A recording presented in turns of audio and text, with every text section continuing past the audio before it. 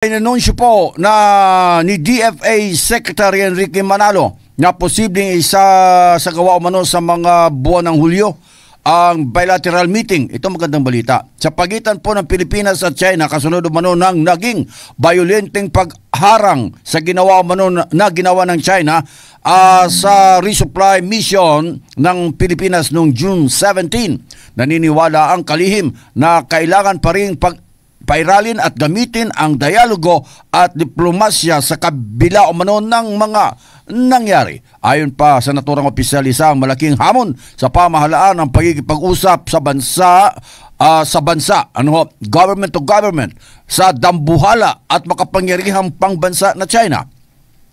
Maaari sa unang bahagi umano ng Hulyo ay sisimulan ang dialogo sa pamamagitan ng Philippine-China Bilateral Consultation Mechanism para pag-usapan ang pinakahuling insidente. Ayon sa kalihim, inaasahan niya makakapagtatag ang naturang dialogo ng confidence building measures na magiging basihan ng mas seryoso pang pag-uusap lalo na sa hinaharap. Tiniyak ng kalihim na bagaman naghahanap umano ang pamahalaan ng mapayapang paraan para maresolba ang problema, hindi niya magiging bulag ang ahensya sa mga insidenteng nangyari sa West Philippine Sea.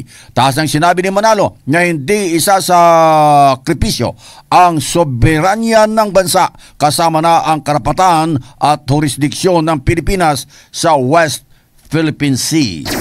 MH, balita ng bansa.